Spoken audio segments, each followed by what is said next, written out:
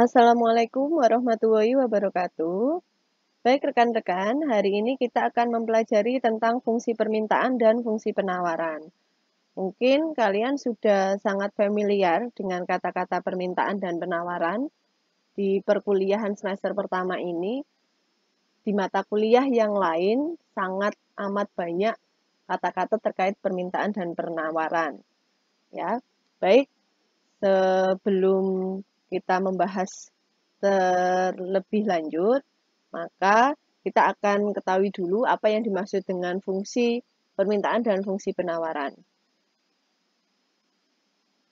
Ini ya, fungsi permintaan adalah hubungan fungsional antara banyaknya barang yang diminta konsumen atau disimbolkan dengan Q, yaitu quantity, dengan tingkat harga barang tersebut di setiap unitnya, atau disimbolkan dengan P atau price, ya, di pasar pada suatu saat tertentu yang dinyatakan dengan fungsi sebagai berikut.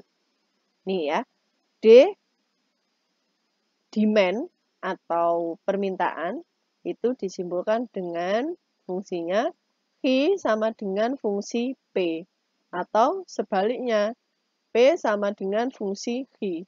Ini kalau fungsi permintaan. Kalau fungsi penawaran adalah hubungan fungsional antara banyaknya barang yang ditawarkan supplier, ya, barang yang ditawarkan supplier disimbolkan dengan Q atau quantity, dengan tingkat harga barang tersebut di setiap unit disimbolkan dengan P atau price di pasar pada saat tertentu yang dinyatakan dengan fungsi S atau supply. Q sama dengan fungsi penawaran atau P sama dengan fungsi Q. Ya, begitu. Jadi, kalau secara fungsinya, kalau seperti ini, sama ya, tidak ada perbedaan karena belum ada angka dan lain sebagainya. Hanya depannya saja yang berbeda. Kalau permintaan D atau demand, kalau penawaran S atau supply. Ya, ini Q sama dengan fungsi P atau fungsi price, atau kebalikannya P sama dengan fungsi Q. Seperti itu. Jadi berbedanya hanyalah ada di satunya itu permintaan barang yang diminta konsumen, yang satunya adalah penawaran barang yang ditawarkan supplier. Begitu, ya. Baik, yang berikutnya nih, hukum permintaan, saya yakin pasti kalian sudah diajarkan atau pernah mendengar terkait dengan hukum permintaan. Semakin turun tingkat harga, maka semakin banyak jumlah barang yang diminta, ya. Jadi semakin murah harganya, semakin banyak yang minta. Dan sebaliknya, semakin tinggi harganya atau semakin mahal harganya, maka yang diminta juga akan sedikit, ya. Jadi logikanya kalau di pasar itu kalian ada barang yang murah, pasti yang beli banyak kan? Ya. Kalau harganya mahal, ya yang beli juga akan sedikit, gitu ya. Jadi itulah hukum permintaan. Kalau harga yang ditawarkan itu mahal, ya orang nggak ada yang beli, atau yang beli cuma sedikit. Tapi kalau yang ditawarkan itu murah, ya semua pada beli. Jadi yang diminta konsumen lebih banyak ketika harganya murah. Tapi ketika harganya mahal, ya yang diminta konsumen akan menurun atau akan sedikit. Ya, kalau di pasar mungkin kalian pernah mendengar, oh harga barang naik, oh harga bawang merah atau bawang putih naik. Pasti penjual mengeluh, oh akhirnya nggak ada yang beli atau yang beli menurun. Ya inilah hukum permintaan. Ya, ketika harganya naik, maka yang diminta konsumen akan sedikit, tapi ketika harganya turun atau murah, yang diminta konsumen akan banyak. Seperti itu. Ya, jadi secara simbolis di sini dinyatakan P-nya atau price-nya menurun, ya, turun, itu Q-nya akan naik. Ketika P-nya naik, Q-nya akan turun. Seperti itu. Nah, Berbeda dengan hukum penawaran. Kalau di hukum penawaran, semakin tinggi harga, maka semakin banyak jumlah barang yang bersedia ditawarkan. Ditawarkan loh ya, berbeda.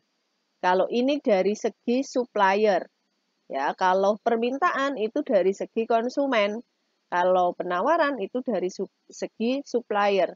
Jadi semakin tinggi harganya, maka semakin banyak barang yang akan ditawarkan sama supplier. Tapi kalau sebaliknya, semakin rendah harganya atau semakin murah harganya, maka akan semakin sedikit barang yang akan ditawarkan kepada konsumen oleh supplier. Ya, jadi hukum permintaan dan hukum penawaran itu dari dua sisi yang berbeda. Kalau permintaan itu dari sisi konsumen, kalau penawaran itu dari sisi suppliernya. Ya, kalau penawaran kebalikannya dari permintaan, ya, semakin tinggi harga, maka key-nya juga semakin tinggi. Semakin tinggi harganya, maka yang ditawarkan semakin banyak, ya.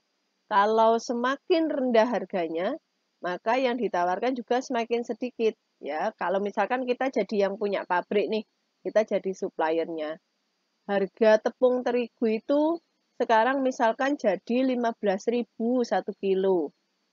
Awalnya harganya 10.000. Kalau dari segi supplier, ya semakin banyak yang ditawarkan, gitu ya. Semakin banyak kuantitinya. Karena harganya semakin tinggi dengan harapan kalau dia menjualnya lebih banyak, keuntungannya lebih banyak. Tuh kan? Dan sebaliknya ketika harganya rendah, ya, yang ditawarkan semakin sedikit. Kenapa ya? Semakin laris di pasaran kan?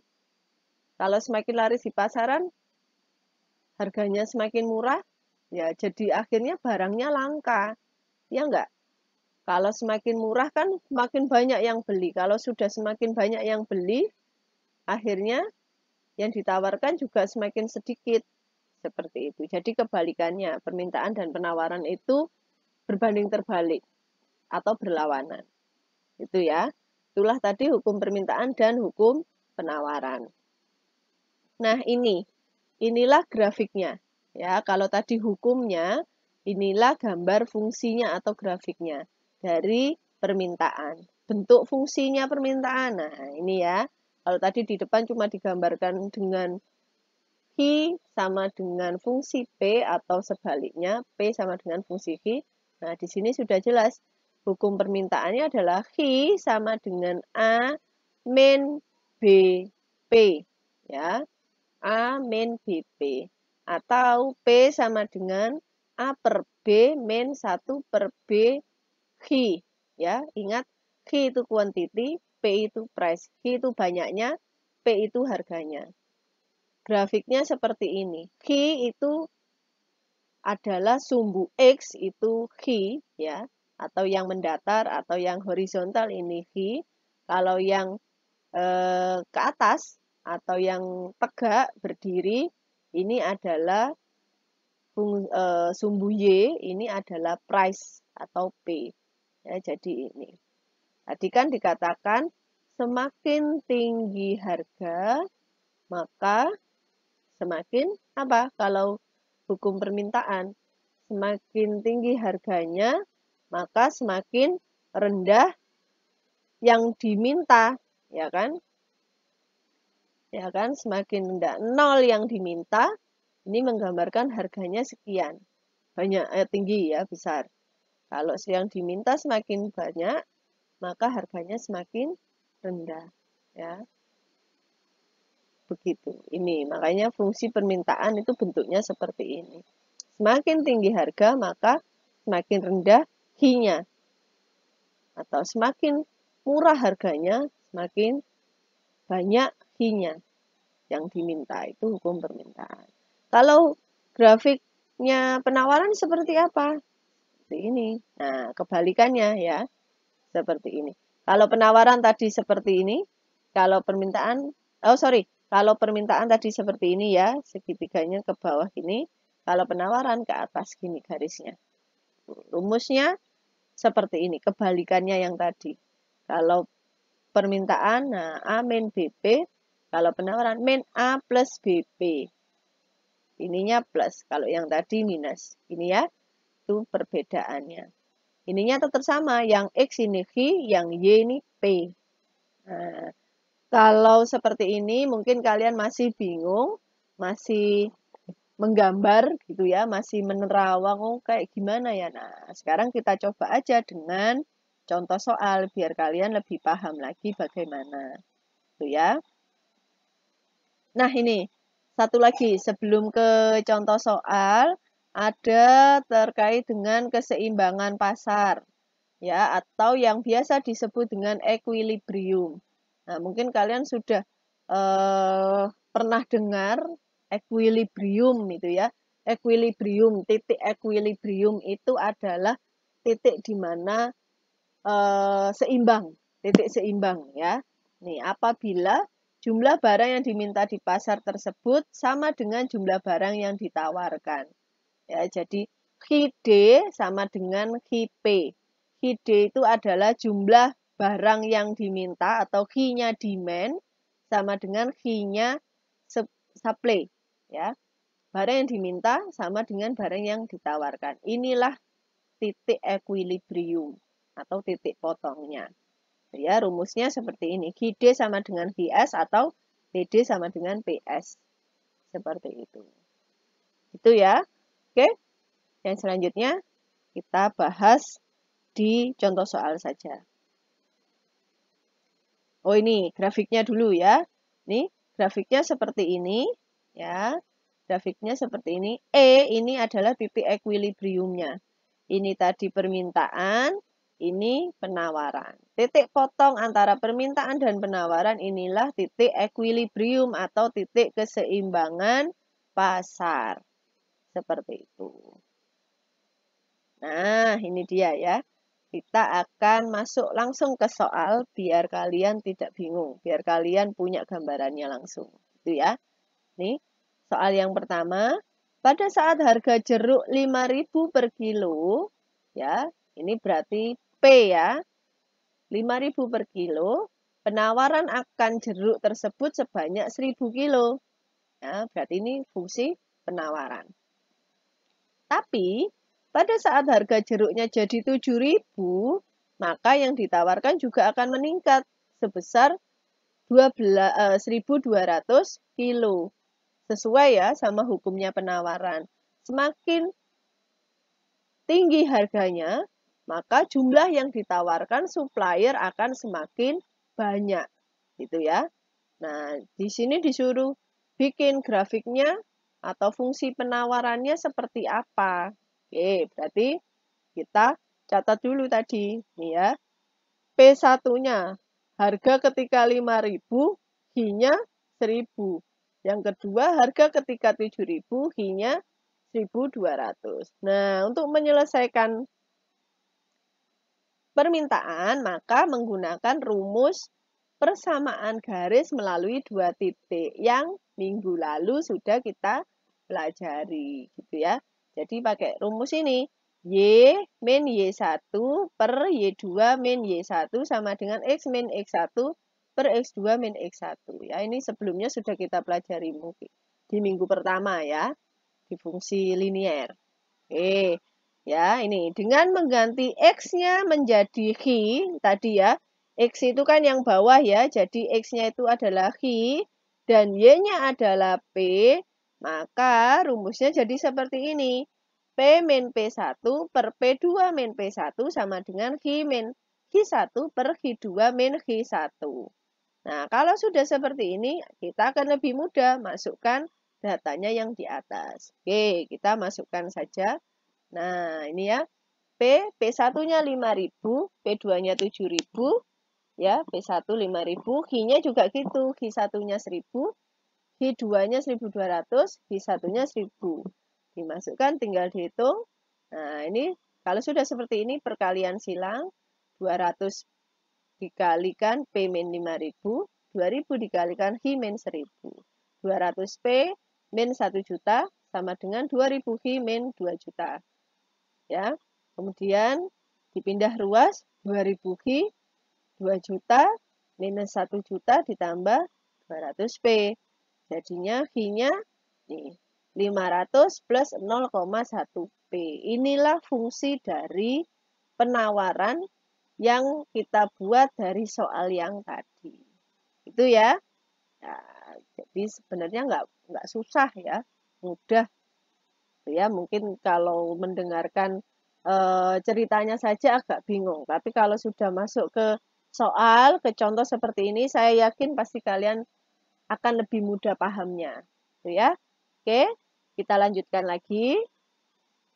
Nah, ini contoh yang kedua.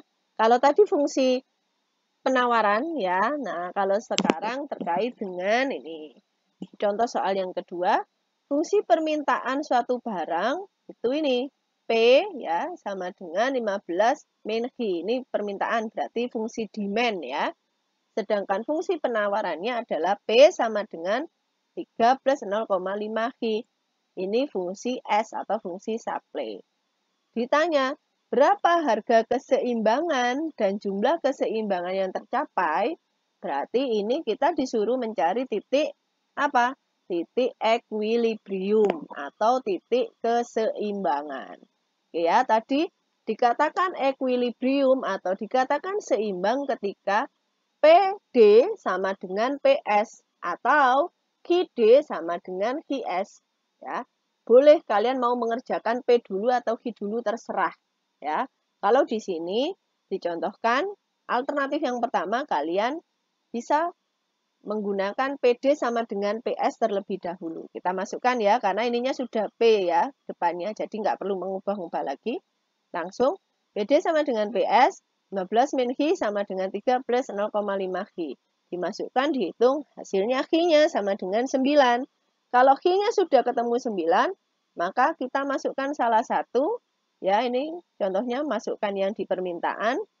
Yang demand, hasilnya P-nya ketemu 6. Jadi, bisa kita tuliskan titik keseimbangnya adalah 9 dan 6. Ketika Q sama dengan 9 dan P sama dengan 6, itulah terjadinya titik equilibrium atau titik keseimbangan. Ini untuk alternatif pertama. Nah, untuk alternatif kedua, kalian juga bisa. Nah, ini ya.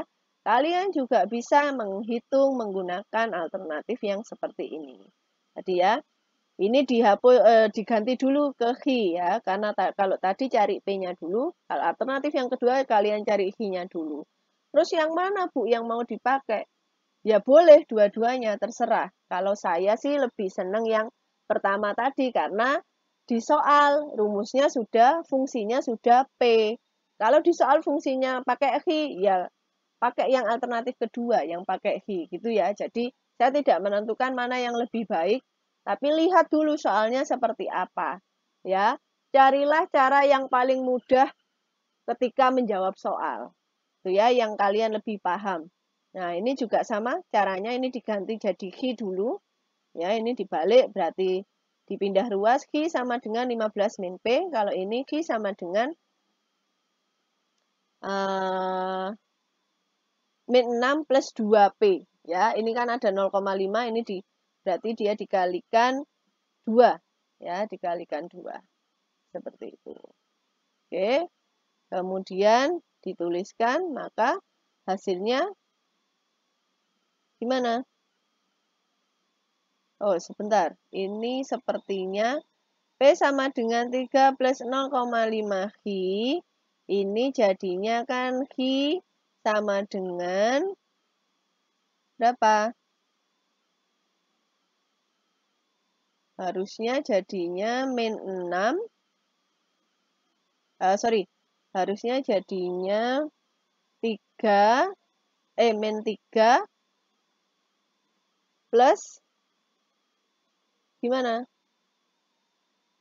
P min 3 gitu ya. Q 0,5 Q sama dengan P min 3. Nah, Q-nya dijadikan 1. Kalau dijadikan 1 kan berarti dikalikan 2. Ya, jadi Q sama dengan min 6 plus 2P. Sudah benar ya ini ya. Oke. Kalau sudah benar ini tinggal dimasukkan yang tadi. Ya. Sudah, hasilnya ketemu. 7 dan 8. Seperti itu. Jadi, boleh pakai yang mana saja. Ya. Loh Bu, hasilnya kok berbeda? Ya, karena perhitungannya juga menggunakan perhitungan yang berbeda. Makanya hasilnya juga beda. Ya, tapi nggak masalah. Terus mana yang benar, Bu? Dua-duanya benar. Ya, jadi makanya kalian kalau seperti ini, ya silahkan digambar grafiknya dan caranya yang jelas ya perhitungannya. Jangan nanti hasil contekan ditulis gini ya. Nggak usah bingung. Kalau berbeda sama temannya tidak perlu bingung ya. Karena caranya bisa pakai cara yang berbagai macam. Gitu ya. Oke, saya lanjutkan. Nah, ini ya. Ada contoh lagi. Jika diketahui D dan S terhadap suatu jenis barang adalah seperti ini.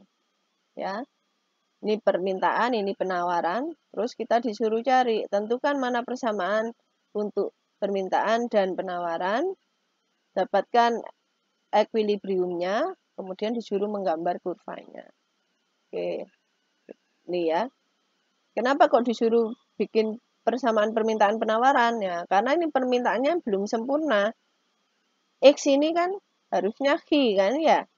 Oke, kita coba. Nah, ini ya. Tadi yang A untuk fungsi penawaran, X sama dengan minus A plus BP. Tuh. Ini tadi fungsi permintaan. Oh, sorry. Ini yang fungsi penawaran.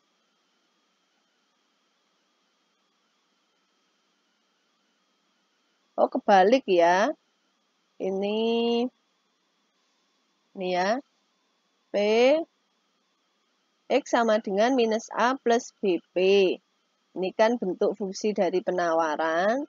Tadi kan ada P sama dengan 2X plus 60. Jadi, min 2X sama dengan 60 min P. Kalau seperti ini, X sama dengan min 30 plus setengah P. Nah, ini adalah fungsi penawaran. Kalau yang ini, fungsi permintaan adalah X sama dengan A min BP. Ya, P-nya sama dengan min X plus 270. Jadi, X dipindah ruas ya, X sama dengan 270 min P. Jadi, ini yang fungsi penawaran, ini yang fungsi permintaan. Jadi, di sini harusnya nggak perlu ditulis gini ya, D dan S. Nah, kalian jangan terkecoh sama ini. Oh, D ini ya pasti permintaan, ini pasti penawaran. Enggak. Belum tentu ya. Nah, ternyata setelah dikerjakan hasilnya begini. Ya. Yang atas justru yang penawaran, yang ini justru yang permintaan. Tuh. Oke, kemudian yang kedua menentukan market equilibriumnya. Nah, ini ya. 2X plus 60 sama dengan min X plus 270. X itu Y ya.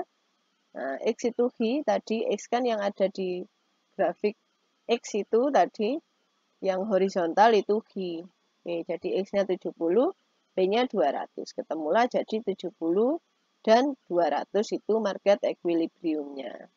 Kemudian yang berikutnya, nah ini ada 4 latihan atau 4 soal. Nah, kalian bisa dicoba mengerjakan ya, dicoba untuk mengerjakan bagaimana penyelesaiannya.